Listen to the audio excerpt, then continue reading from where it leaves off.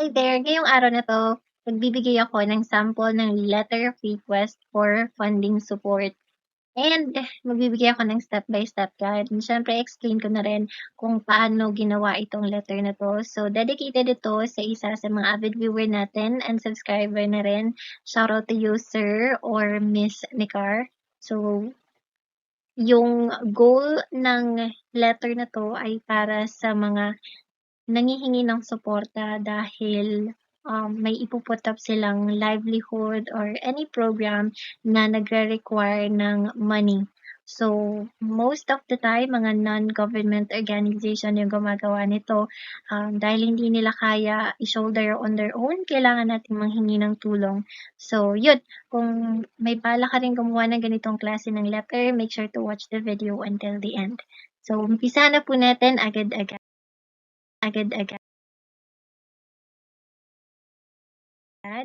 So, ito yung sample letter natin. I-date ko siya for September 2, 2024 kasi Monday bukas. So, usually business hour yan or business hours. So, ang sample na to ay papangalan ko kay Nicole P. Pascual. Siya yung livelihood program na organizer. Yun yung kanyang katungkulan. At yung program nila ay pinangalanan kong Lingkod Filipino Program. Pwede niyo pong palitan ito dahil sample lang naman talaga to siya. Tapos ilalagay natin yung office address. Kung meron man po kayong office address, pwede niyo pong ilagay. Yan, dito 23 Mapayapas, dito nilagay ko. Tapos wag po natin kalimutan ang ating contact details. Nilagay ko dito yung mobile number, pati na rin yung email address. Bakit dito ko agad binungad? Dahil para pagtingin pa lang ng direktor ng BFAR, alam na agad nila na kung paano ka kokontakin, di ba? Tapos, ni-research ko yung regional director ngayon ng BFAR, yun yung ating isa sample, ay si Miss Mildred Merceni or Mercine. Siya yung director nga ng Bureau of Fisheries and Aquatic Resources. Tapos, yung address ay Arcadia Building in Quezon Avenue, Diliman, Quezon City. So, that's just a sample. Pwede naman pong palitan kung kanino i-address ang sulat. Okay, dito na tayo sa body of the letter. So, ilalagay natin, attention, Miss Pascual Kuwait. So, palagi natin lalagyan ng attention para alam niya na para sa kanya lang tong sulat na to. At ang ilalagay natin ay ang kanyang last name, Miss Pascual Kuwait. And then subject, kung maaari yung subject natin, i-bold letter din natin. Nakalimutan ko lang siya. So, ang subject ay request for financial support for the Sustainable Aquaculture Livelihood Enhancement Project. So, I hope this letter finds you in good health and high spirits. I am Nicole P. Pascual, an aquaculture program organizer at Lingkod Filipino, a non-government organization we established to help improve the livelihoods of our underserved communities. I am writing to respectfully request financial support from the Bureau of Fisheries and Aquatic Resources for BFAR for our proposed initiative, the Sustainable Aquaculture Livelihood Enhancement Program or project. So, as you can see dito, nilagay ko yung pangalan ng nagsusulat, si Nicole P. Pascual, at yung kanyang katungkulan, isa siyang aquaculture program organizer, at yung pangalan ng kanilang program. Ngayon, bukod dyan, sasabihin din natin kung ano ba yung ginagawa ng program na yon. Nilagay din natin dito na magre-request tayo at kung ano yung pangalan ng program natin. So, dapat we should be as detailed as possible, just like this. Tapos, ilagay din natin yung goal or aim ng project na to. So, our project aims to address the dual challenges, economic deprivation, and food insecurity by developing a comprehensive aquaculture program here in Region 5. Nilagay ko Region 5 kasi Bicolata ako, pero doesn't matter, you can change this if you want. So, this initiative will provide marginalized communities with the skills, resources, and support necessary to establish and manage their own fish farms. Kasi usually po kapag aquaculture, mga fish farm po talaga ang ginagawa. Bukod dyan, kailangan din nating ilagay ang mga key objectives ng project na 'to. Kasi paano malalaman ni BFAR kung saan mo gagamitin yung fund kung hindi nila alam kung paano ba yung proseso. So, magbigay tayo ng sample dito sa established community managed farms, fish farms. So, community managed fish farms, ibig sabihin yung mga lalahok do'n sa program na yun, sila yung mag-manage ng fish farms. So develop up to 50 fish farms. This is just a sample number. It can change. Equipped with modern sustainable aquaculture technologies, support the installation of necessary infrastructure including ponds, filtration system, and water quality management tools.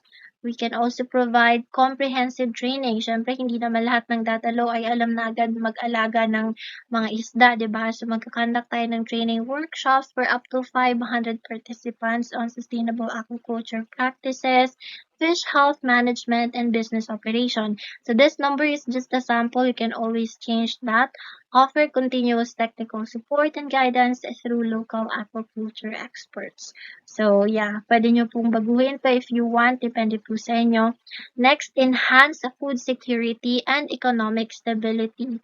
So, yung goal nito is to increase local fish production, to improve nutritional intake, and reduce dependency on external food sources. Can also create enough job opportunities which will foster economic growth within the community. So, ayan po yung ating objectives. Pwede nyo pong palitan, pwedeng baguhin, pwedeng dagdagan. Next, bukod dyan, kailangan din po natin sabihin yung budget kailangan natin. So this is just a sample budget. This can change. This can be lowered pa, or this can, you may need higher budget. So to successfully implement the Sustainable Aquaculture Livelihood Enhancement Project, we require a total funding of 5 million pesos. Then below is a detailed breakdown of the projected budget. So again, hindi lang tayo magbibigay ng amount, ilalagay din natin yung breakdown. So kailangan maging as detailed as possible tayo dito and make sure na accurate din yung numbers na ibibigay natin. So sa infrastructure and equipment, I've allotted 2 million pesos. Again, this depends. So, kasama na dyan yung construction of fish pond, mga aquaculture equipment, tsaka water testing tools. Sa training capacity naman, training and capacity building, I have put in 500,000 pesos for that. So, sa workshop materials, we have 200K. Sa mga trainer fees and travel expenses, nasa 300K.